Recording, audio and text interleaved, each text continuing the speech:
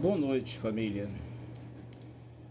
Estudo bíblico para a família Jovens Livres, 11 de junho de 2024. E o nosso assunto de hoje é rejeição. Vamos orar? Senhor, nosso Deus e nosso Pai, obrigado por mais um dia que o Senhor nos dá o privilégio de viver.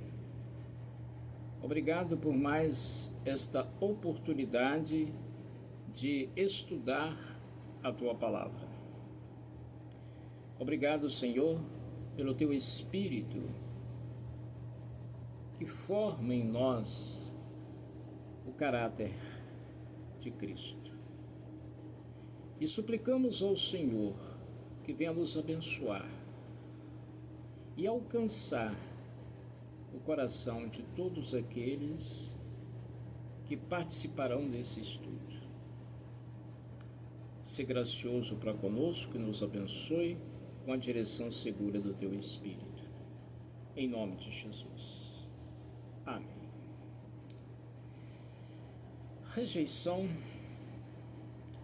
é um assunto muito falado e atribui-se à rejeição a causa de muitos comportamentos inadequados e poderíamos dizer pecaminosos. O que vem a ser a rejeição? Vem do verbo rejeitar, que é lançar fora, repelir, excluir, alejar. Tudo isso é rejeitar. E quando se refere a pessoas, a rejeição é o ato de excluir alguém, de lançar fora de alguma maneira. Existem aspectos da rejeição que às vezes são propositais, outros não. Há um comportamento consciente, intencionalmente dirigido contra alguém com a finalidade de excluir ou declarar indesejável a pessoa. Se faz uma opção por rejeitar essa pessoa do seu círculo social ou da sua vida. Agora tem também a rejeição como ato inconsciente, despercebido. É um comportamento que promove rejeição sem a percepção de quem pratica esse comportamento. E às vezes até mesmo sem a percepção consciente de quem recebe. Aquilo é absorvido de forma inconsciente, vai afetar a vida da pessoa sem que ela tenha noção daquilo que aconteceu. Por exemplo, há crianças que são rejeitadas no útero. Já nascem rejeitadas. Outras são rejeitadas na infância por um dos pais. Muitas vezes o pai esperava um menino, nasce uma menina, ou vice-versa. Então essa criança, ela inconscientemente assume essa rejeição. Isso vai afetar a sua vida, o seu crescimento, o seu desenvolvimento, as suas emoções. Então existem esses aspectos que é preciso considerar. Ao se falar de causas da rejeição, a gente precisa, em primeiro lugar, focar nos pais. Porque a causa mais comum de rejeição acontece exatamente na infância, na primeira infância. Então, pais podem gerar feridas profundas nos seus filhos. Por algumas razões. Às vezes por desinformação. Pais praticam ou falam coisas que ferem os filhos por falta de informação. Às vezes por falta de afetos apropriados. Falta aos pais ou a um dos pais afetos apropriados para com os filhos. E o terceiro motivo seria por refletir nos filhos aquilo que receberam dos próprios pais. Então, o comportamento deles ou de um deles é o reflexo daquilo que receberam. Normalmente se dá aquilo que se tem, aquilo que se recebe se repassa, a não ser que haja ali uma transformação de vida. Se não houver essa transformação de vida, a tendência é reproduzir o que se recebeu, sem um senso crítico a respeito de que aquilo que recebeu, se é bom ou ruim, repassa-se aquilo. Então, muitas vezes, as causas da rejeição, a maior parte das vezes, elas estão associadas aos pais e à primeira infância. Às vezes vem de um egocentrismo paternal. Pais que têm, às vezes, os filhos como obstáculos, como intrusos, né? Como se os filhos fossem um fardo, um peso, algo que atrapalha a vida deles. Não foram filhos que não foram planejados, não foram desejados e quando chegaram não foram aceitos. Ou pais que declaram abertamente que o filho é indesejável, o que é pior ainda. Aí já não é uma comunicação não verbal através de um comportamento, mas o pai ou a mãe veicula isso com palavras. Isso fere profundamente os filhos. Outra causa seria a ausência dos pais no lar, por questões de trabalho, atividades diversas, ou até mesmo por causa da igreja. Há pais que negligenciam, pais cristãos que negligenciam tempo com os filhos devido a inúmeras atividades na igreja. O ativismo, não, estou servindo a Deus. Mas ele esquece, ou ela, que servir a Deus em primeiro lugar seria educar os filhos que Deus lhes deu. Nós temos em Deuteronômio 6, e muitos pais às vezes se esquecem dessa passagem ou não conhecem, mas é uma passagem onde o Senhor exorta ao povo de Israel que estava para entrar na terra, como eles deveriam se portar e como deveriam também ensinar a seus filhos. Eu vou ler a partir do verso 4. Ouve Israel, o Senhor nosso Deus é o único Senhor. Amarás, pois, o Senhor teu Deus de todo o teu coração, de toda a tua alma e de toda a tua força. Estas palavras que hoje te ordeno estarão no teu coração. Tu as inculcarás a teus filhos, e delas falarás assentado em tua casa, e andando pelo caminho, e ao deitar-te e ao levantar-te.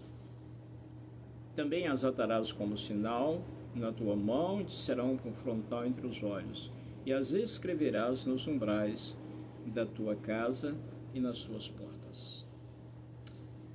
Como os pais vão inculcar a palavra do Senhor, ou imprimir, seria isso, literalmente, a palavra do Senhor nos filhos. Em primeiro lugar, a palavra tem que estar no coração dos pais, e depois eles têm que ter tempo com os filhos. Por isso o texto diz: falarás assentado em tua casa, andando pelo caminho, ao deitar-te e ao levantar-te. É uma forma do texto dizer todo o tempo.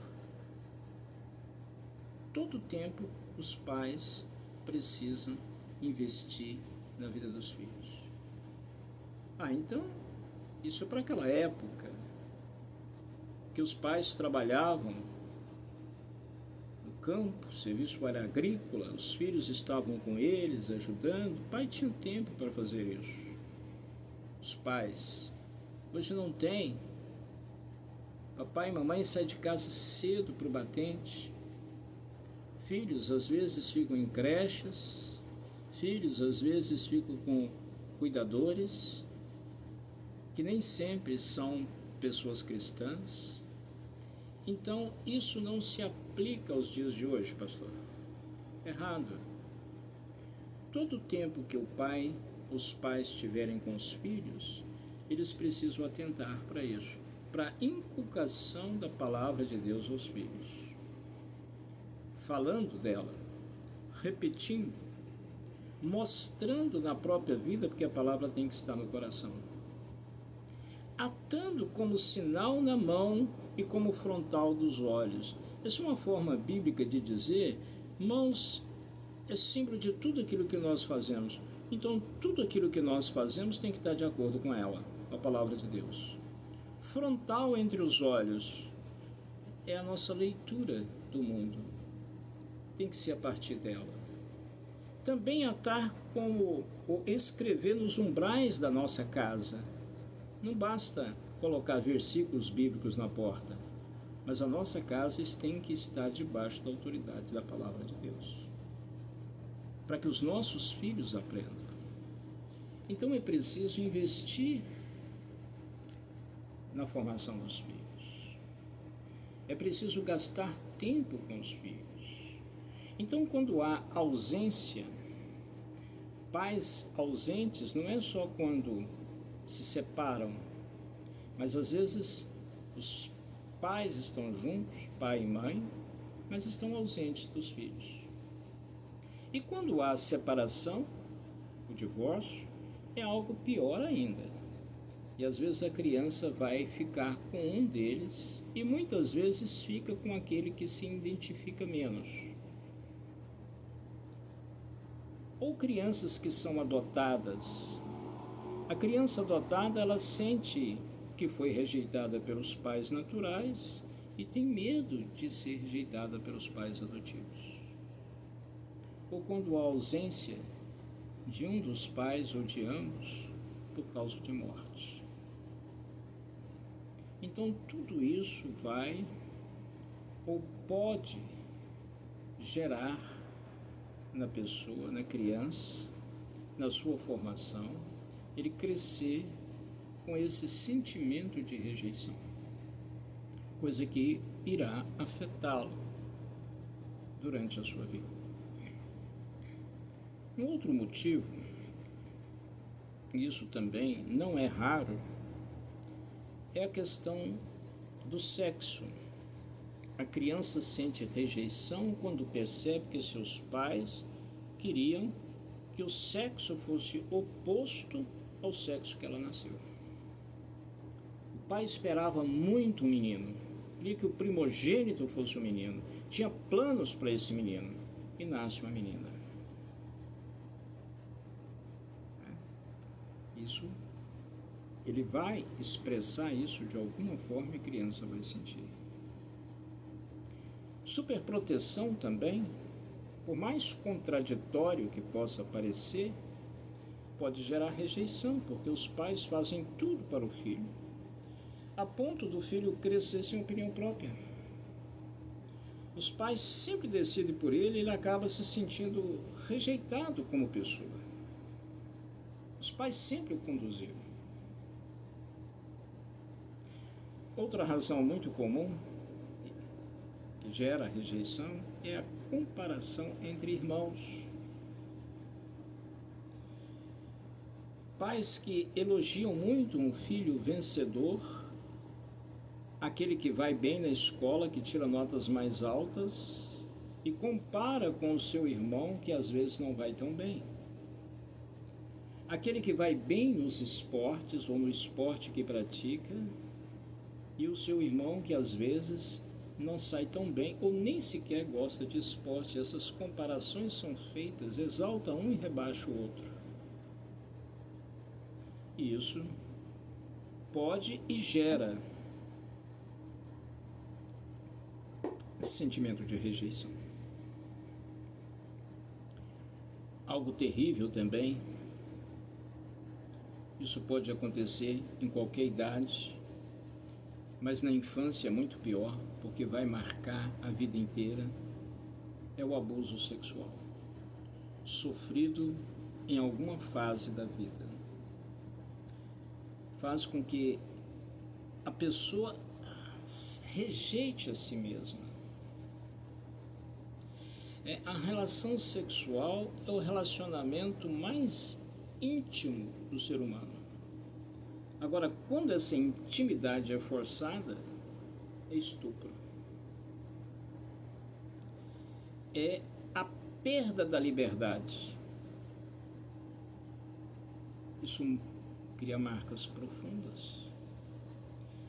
E as pessoas que crescem com esse sentimento, ou quando isso se instala já numa idade de juventude ou mesmo adulto, vai marcar profundamente. Porque a vergonha, o nojo de si mesmo e a rejeição de si mesmo por aquilo ter acontecido, além de nutrir o ódio contra o abusador. Então são feridas profundas.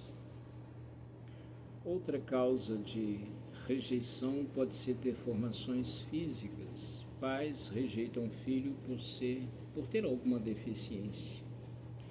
E às vezes os pais não aceitam essa deficiência, fazem comparações ou mesmo rejeições abertas. Excluem os filhos de algumas participações de atividades familiares, ou às vezes tem vergonha dos amigos por causa do filho deficiente. E o filho vai absorvendo tudo isso. O amor condicional é outra razão. É o filho que só é aceito, só é elogiado, só se sente amado se o seu desempenho satisfizer a expectativa dos pais. Então, ele é aceito pelo que faz, não pelo que é. Isso nutre no coração dele o sentimento de que ele não é aceito como a pessoa que é. E ele tem que buscar cada vez superar seus limites, coisa que muitas vezes não consegue, para poder ser aceito. Nós poderíamos até citar outras razões, mas creio que essas são as principais e que podem afetar a vida de pessoas. Muitos alunos, às vezes, chegam no internato carregando uma bagagem dessa. E isso, às vezes, levou esse aluno a ter a vida desregrada que ele tinha. Foi uma forma de responder a esse sentimento que estava no coração dele, consciente ou inconsciente. Então quero falar agora dessas consequências, das consequências da rejeição.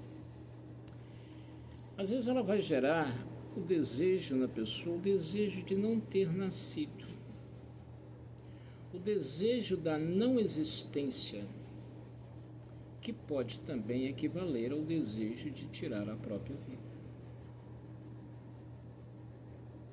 Há muitas causas de suicídio ancoradas aí. A pessoa se sentiu excluída pelos pais ou pela pessoa amada, no caso de uma relação amorosa, e ele tira a própria vida. Sentimento de intruso, de autodesvalorização. Ele mesmo não se aceita e por isso ele está sempre se justificando, pedindo de alguma forma, pedindo desculpa por existir. Sente que é inapropriado nos lugares, que os lugares não é para ele. E por causa disso acaba se isolando. Ou formando no seu grupo, um grupo pequeno. Um grupo normalmente de pessoas que têm também sentimentos análogos. Uma outra consequência é a desvalorização de si mesmo, a baixa autoestima, o complexo de inferioridade. Por se sentir inferior, se diz inferior. Essas pessoas não aceitam nem sequer elogios pelos seus atos ou por aquilo que dizem, pois se acha sempre incapaz. Nada do que faz acha que é bom. Se autocondena. Se autocondena o tempo inteiro. Porque dentro dela existe algo que diz que foi rejeitada por culpa dela mesma. Por ela não ser como as pessoas queriam que ela fosse. E isso é culpa dela, ela sente assim. E acaba se autocondenando. Essas pessoas têm inabilidade, às vezes, de expressar sentimentos verdadeiros. São pessoas que se isolam, pessoas em si mesmadas, entram no casulo, não se expõem, são tímidas, introvertidas e ficam ali sempre na defensiva, porque foram feridas e têm medo de serem feridas novamente. E aí se isolam como defesa. Outros partem por perfeccionismo. Pessoa que entra dentro do... acha que se ele fizer da melhor maneira possível todas as coisas, ele será aceito. Então ele exige muito de si mesmo.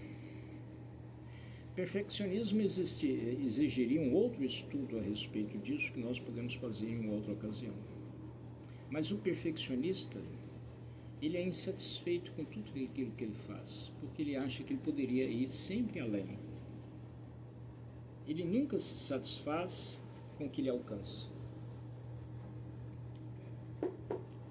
Por isso, está buscando cada vez mais perfeição como uma forma de ser aceito. Uma outra consequência é que esse sentimento pode levar à depressão.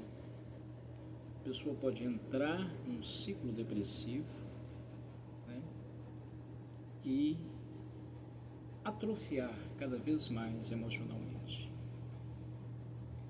É algo que preocupa e deve preocupar pais, professores, pastores, conselheiros.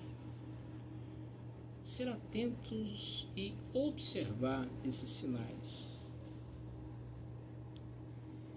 Existe uma síndrome chamada síndrome de rejeição ou desenvolvimento da rejeição que obedece a alguns passos. Primeiro, a ferida. O coração é ferido de alguma forma. Depois, a separação do afeto. Por ser ferido, separa. Se for pais, há um bloqueio emocional entre a pessoa e os pais.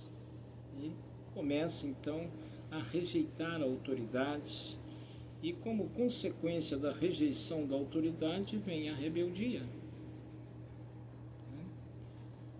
Outros se entregam ao sensualismo, à pornografia, também como uma forma de defesa. Querem sufocar aquele sentimento e se entregando à pornografia, ao sexo irresponsável, acha que assim será aceito. Há muitas pessoas que caem nessa armadilha satânica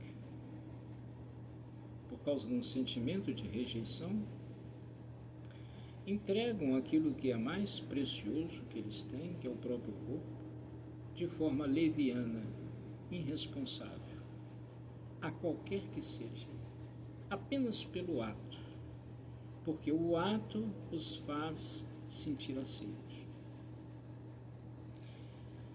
E aí surge, muitas vezes, o peso que a pessoa vai sentir pelo pecado, e se ela não é cristã, ela não vai dar o nome de pecado, mas ela vive às vezes com problema de consciência. Pensamentos de suicídio são frequentes, como já falamos. Esse é o grande problema. Mas e a cura? E a libertação? Primeiro, a pessoa precisa admitir. É o primeiro passo. E é difícil, às vezes, para aquele que carrega isso de forma inconsciente. Ele vai precisar de uma ajuda, de um conselheiro experiente, de alguém que traduza isso para ele de uma maneira que ele possa entender,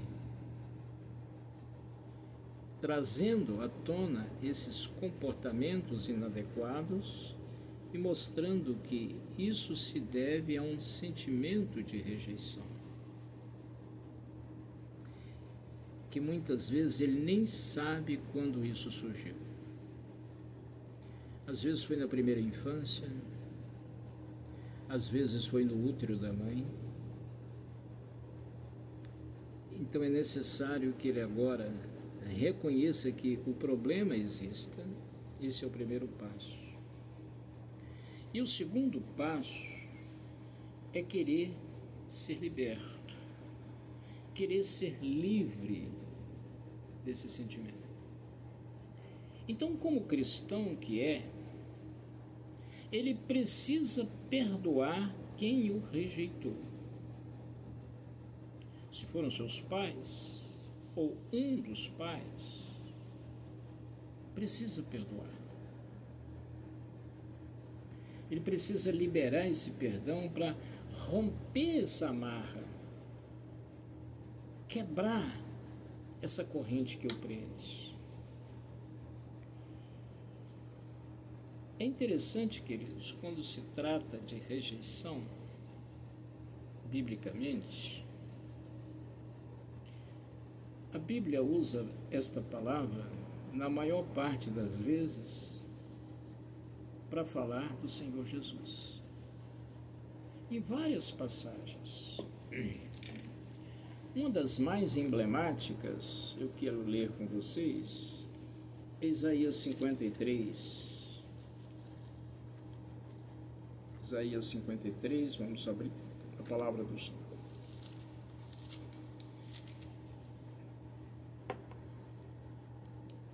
somente o verso 3.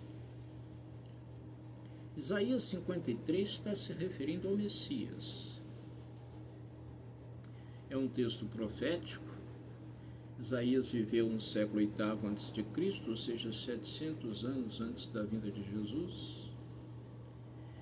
Mas, a partir do capítulo 40 de Isaías até o final, Isaías vai falar do Messias. Vai profetizar sobre a vinda, sobre a vida e sobre o ministério do Messias, que é o Senhor Jesus. E aqui no verso 3 do capítulo 53, ele diz o seguinte: era desprezado e o mais rejeitado entre os homens, homem de dores e que sabe o que é padecer, e como um de quem os homens escondem o rosto, era desprezado e dele não fizemos caso. Portanto, se você identificou nesse estudo com algum ponto e se sente rejeitado, saiba que o mais rejeitado de todos foi o próprio Senhor Jesus. E Jesus não viveu com sentimento de rejeição. Ele tinha noção de quem ele era e da sua missão. Esse ponto é muito importante, meus irmãos, porque rejeição é mais um sentimento do que uma ação sofrida. Mesmo que a ação sofrida tenha gerado sentimento, só permanece porque a pessoa que sofreu a ação valoriza esse sentimento. Isso significa que ninguém pode rejeitar você se você não aceita a rejeição. Ninguém pode te excluir se você não se sente excluído. Agora, muitas pessoas têm usado o sentimento de rejeição para justificar suas ações pecaminosas. Eu já trabalhei com alguns casos de pessoas viciadas e que não querem de jeito nenhum libertar do vício,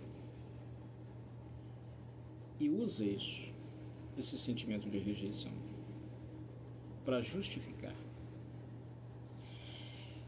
Então, essas pessoas, muitas vezes, elas não querem de forma nenhuma se livrar desse sentimento porque ele é conveniente a elas. Se é conveniente, vai ajudá-las a manter o comportamento inadequado. Não querem ser livres. Então, se você identificou em você que há sentimento de rejeição, você precisa fazer a seguinte pergunta a si mesmo: eu quero me libertar desse sentimento?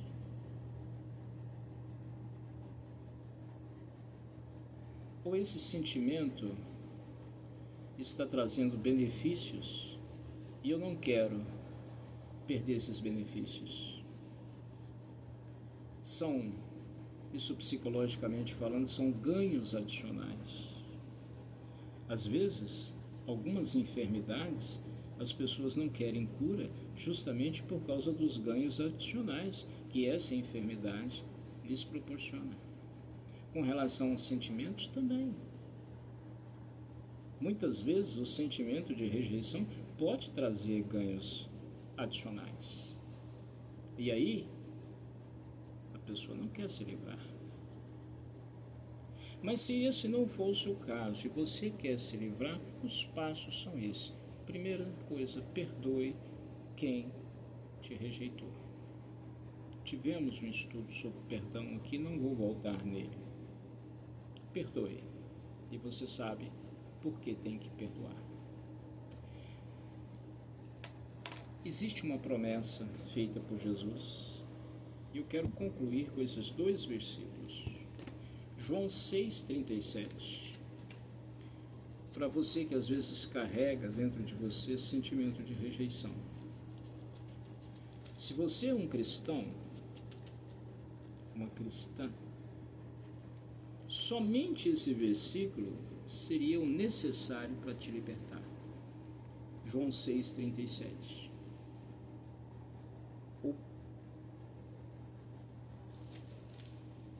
Todo aquele que o Pai me dá, esse virá a mim.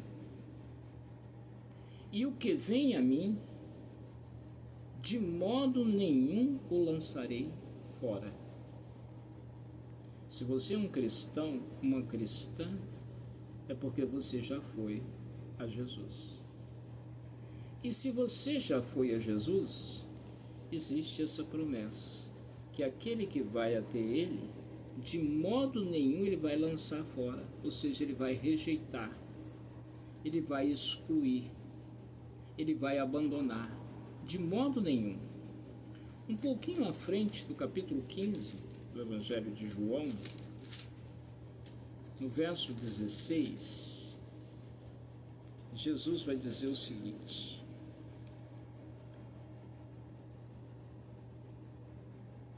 não fostes vós que me escolhestes a mim.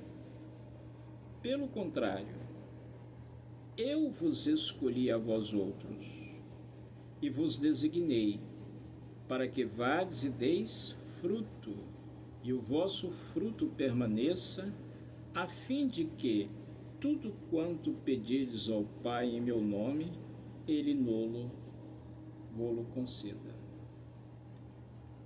Não fostes vós que me escolhestes, mas eu vos escolhi. Você quer uma razão melhor do que essa para se sentir incluído e não rejeitado? Se existe outra, eu não conheço. Porque se o próprio Senhor Jesus te incluiu, te aceitou, quem pode te rejeitar? Só você mesmo, que está se rejeitando, porque assumiu um sentimento de rejeição. Então você, meu irmão, minha irmã, é o único responsável para, desculpe o trocadilho, rejeitar o sentimento de rejeição. Só você. Repito, se você é cristão ou cristã, o Senhor Jesus já te incluiu. E promete que aquele que o Pai deu a ele, ele nunca rejeitará. Que Deus te abençoe pela palavra e que o Espírito Santo traga o bálsamo curador ao seu coração ferido. Oremos. Querido e santo Deus, Pai Todo-Poderoso, louvado seja o teu nome. Obrigado, Senhor Jesus, por nos aceitar, por nos incluir, por nos amar. Obrigado, Senhor, pelo teu grande amor. Senhor, eu quero colocar diante do Senhor este irmão ou irmã que tem carregado por anos esse sentimento autodestrutivo dentro de si. Sentimento que tem afetado o seu comportamento, a sua vida, o seu desenvolvimento, o seu relacionamento com o Senhor. Eu quero clamar ao Senhor em nome de Jesus, que esse sentimento caia por terra. Que o Senhor arranque com as tuas mãos santas e poderosas do coração desse irmão, dessa irmã, esse sentimento destrutivo. Que o Senhor traga a libertação completa. Abençoa, Senhor, e fortaleça esses irmãos na fé, no amor e no conhecimento do Senhor. Em nome de Jesus. Porque dele, por ele e para ele são todas as coisas. A ele, pois, a glória eternamente. Amém. Tenham todos uma boa noite. Deus vos abençoe.